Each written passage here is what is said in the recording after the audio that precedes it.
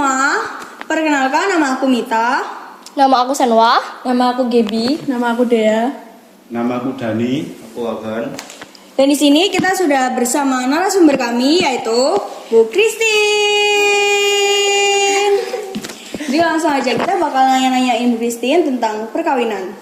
Sebelumnya Bu Christine ini sudah menikah atau belum ya? Belum, 1 tahun ini menikah. Kira-kira kapan nih? Ya rencananya mungkin 1 tahun atau 2 tahun lagi. Amin. Kita doakan semoga cepat mendapat momongan baru. Amin. Amin. Langsung aja ya ke pertanyaan pertama yaitu, menurut Bu Christine, apa sih arti dari perkawinan? Kalau menurut saya pribadi, perkawinan itu adalah gabungan ya, kayak semacam bergabungan dari 2 individu dan mereka bergabung bersatunya 2 individu dalam, kalau di gereja Katolik berarti dalam ikatan perkawinan yang kudus. Berarti 2 individu itu bergabung bersatu menjadi satu, menjadi keluarga, hidup bersama sampai mau memisahkan. Amin. Ya. Selanjutnya pertanyaan kedua. Tujuan dari perkawinan menurut Bu Christine itu apa sih? Sejauh yang saya ketahui, tujuan dari perkawinan itu antara lain persatuan 2 individu dan juga 2 keluarga ya. Jadi tidak hanya 1 orang laki-laki, 1 orang perempuan mereka bersatu, tapi juga keluarga yang ikut bersatu, ikut bergabung menjadi sebuah keluarga yang baru. Dan selain itu mereka kemudian hidup bersama dan salah satunya juga untuk mendapatkan keturunan, untuk melanjutkan keluarga. Seperti itu. Yang ketiga, menurut Bu Christine, apa makna simbol cincin terkait dengan perkawinan? Menurut saya, cincin itu kan bentuknya melingkar ya, melingkar dan seperti mengikat seperti itu. Jadi menurut saya dengan adanya cincin itu yang pertama kalau kita kenakan itu mengingatkan kita gitu ya, mengingatkan akan mungkin janji perkawinan yang telah diucapkan dulu, menjadi penanda oh ini sudah ada tandanya nih di jari. Lalu bentuknya yang bulat melingkar tidak terputus itu untuk saya penanda atau arti bahwa cintanya juga tidak akan terputus. Asik. Gitu. Menurut saya ya seperti itu bentuknya, nggak ada putus-putusnya gitu. Jadi cintanya juga terus mengalir, terus berputar. Walaupun ya seperti bentuk lingkaran itu kan ada nanti di bawah, ada di atas, tapi selalu melingkar dan tidak akan terputus. Mantap. Yang keempat, menurut Bu Christine, jelaskan maksud dari perkawinan beda agama, terutama dari perspektif keyakinan Anda. Kalau menurut saya, perkawinan beda agama itu tidak ideal. Kenapa? Karena tadinya saya katakan membangun keluarga baru ya. Dan nanti akan ada anak-anak di situ. Dan tentu dalam keluarga kita harus mengajarkan hal-hal yang baik kepada anak, termasuk juga cara kita beribadah dan lain-lain. Dan kalau beda agama nih ya, misalkan yang satu ajarannya A, yang satu ajarannya B, lalu anaknya tentu juga mengalami kebingungan ya, gimana mau ikut papa atau ikut mamanya gitu. Padahal ya kita harus tetapkan itu mulai dari kecil gitu. Kalau dari ajaran Katolik yang saya tahu bahwa setelah orang tuanya itu atau papahnya ketika menikah mengucapkan janji perkawinan, mereka juga sudah berjanji akan mendidik anaknya secara Katolik.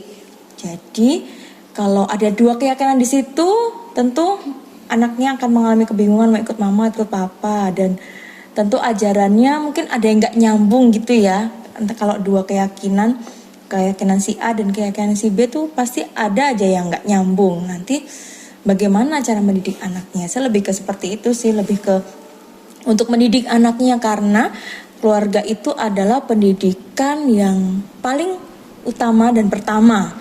Kalau di dalam keluarga itu sudah dididik secara hal yang baik, tata cara yang baik, tentu anaknya juga akan berkembang dengan baik. Kalau saya sih seperti itu, meneladani orang tua saya dulu ya.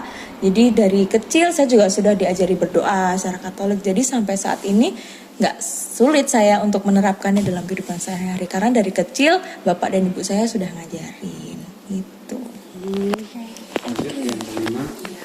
Berikan pesan pada kaum milenial tentang bagaimana upaya untuk menjaga hubungan atau relasi khusus dalam konteks pacaran yang sehat dan bertanggung jawab dalam perspektif hidup berkeluarga.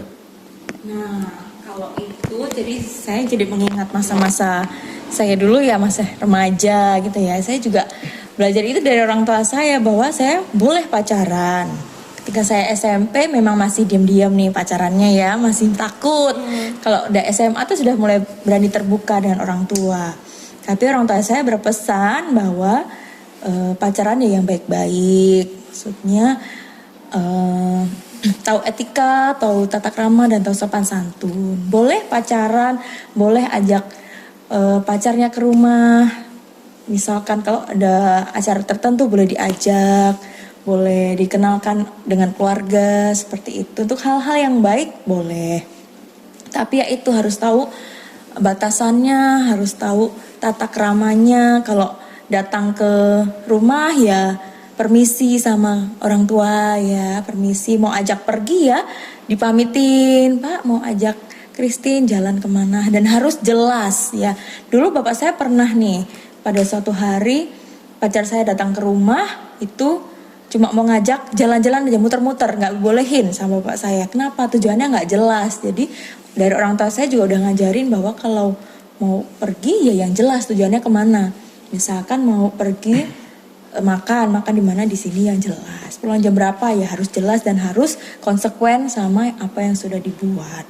Jadi pesannya untuk anak-anak muda zaman sekarang nih ya, tahu batas, tahu tata krama, sopan santun, boleh pacaran, tapi tetap punya komitmen.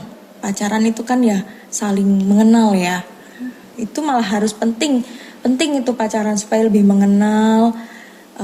Jangan cuma mengenal luarnya aja, tapi kalau bisa ya sampai hatinya, dalam hatinya itu bagaimana. Saling mengenal, lakukan hal-hal yang positif. Seperti saya dulu kalau dengan pacar saya tuh misa bareng, itu rasanya jelas banget gitu ya, di samping ada pacarnya. Terus kalau dulu sebelum Covid kan masih boleh nih jabat tangan gitu ya, pas bapak kami salam sambil pegangan tangan gitu. Terus hal yang baik yang lain seperti kalau yang saya pernah laluin itu ziarah bareng dengan pacar. Kita belum ke sini, kita belum ke Gua Maria, berdoa sama Bunda Maria.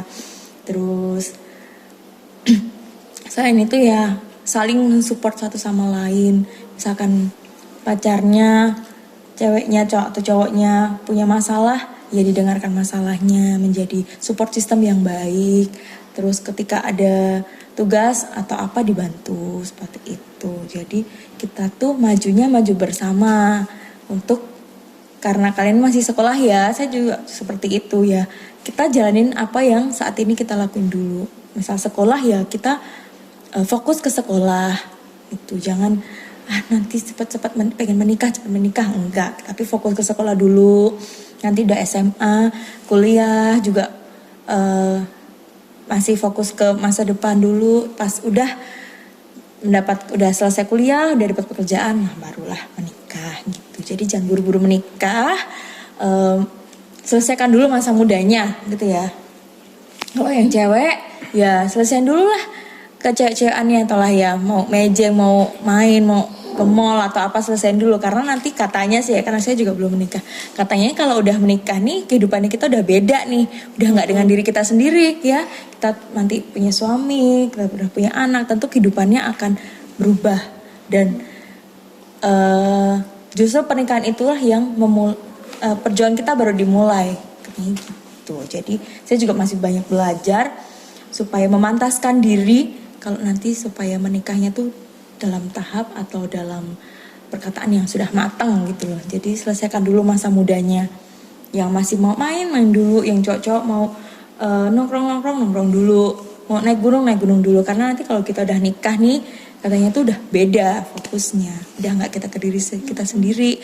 Bahkan mungkin untuk skincare kita aja nih udah berkurang nih, belinya apa baby care gitu loh. Kalau kita nggak siap, stres sendiri kan. Jadi kita siapin dulu, matengin diri kita sendiri dulu untuk jadi pribadi yang paling baik menurut versi kita ya sebelum kita menikah gitu. Lalu pertanyaan terakhir, bagaimana tanggapan Bu Christine mengenai banyak anak muda sekarang yang memilih untuk menikah lebih muda? Nah, kalau itu jujur saya prihatin karena masih sampai saat ini nih saya kayak belum berani gitu loh. Makanya belum menikah sampai sekarang tuh karena belum berani. Masih di pikiran saya tuh masih gimana ya nanti punya suami, punya anak.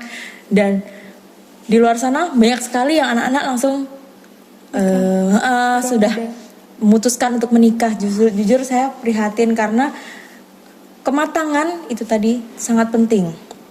Kalau nikahnya sudah mateng dari berbagai macam segi ya, tentu segi fisik, finansial, dan psikologis juga mempengaruhi. Kalau semuanya itu udah mateng, aduh itu sepertinya menikahnya tuh langkahnya tuh jelas gitu loh, langkahnya tuh enak gitu. Tapi kalau segi yang pertama fisik itu kalau perempuan belum siap juga nggak baik ya.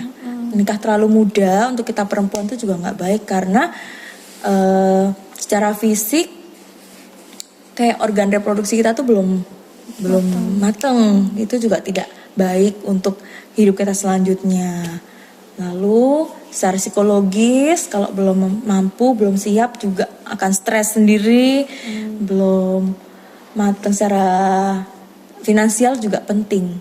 Karena nggak bisa dipungkirin nih, hidup itu kan pasti perlu biaya, ya. Kita hidup kita perlu biaya, apalagi sendiri. Kalau saya sendiri sudah berpenghasilan, tentu hanya memenuhi kebutuhan saya. Tapi nanti kalau saya sudah menikah, tentu kebutuhan rumah nih yang akan saya tanggung. Jadi secara finansial harus siap dulu.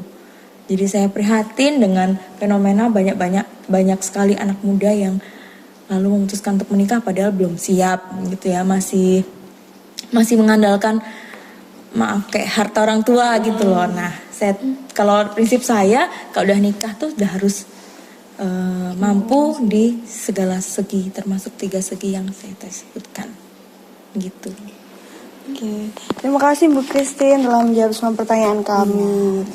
Nah, itu guys jawaban dari Bu Christine mengenai segala pertanyaan yang sudah kita beri. Walaupun Bu Christine belum menikah, ternyata Bu Christine ini punya banyak banget pikiran-pikiran positif yang akan mengarahkan kita di masa depan nanti. Sekian ya guys, bye. Kamu ini apa lagi mau?